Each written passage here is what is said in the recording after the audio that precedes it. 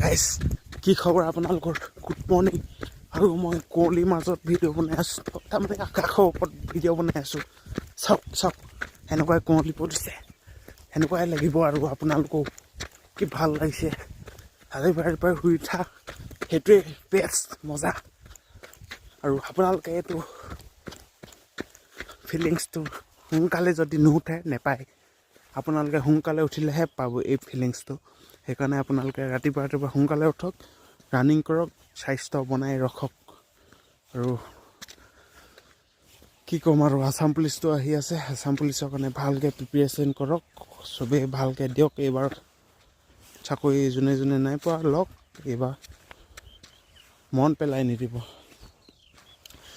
ময়ো এবাৰ দিছিলোঁ, কিন্তু মেডিকেলত অলপ বেয়া হৈ গ'ল। কিন্তু একো নাই, দি যাম আগলৈও যি এনেকৈ পাৰোঁ দি যাম।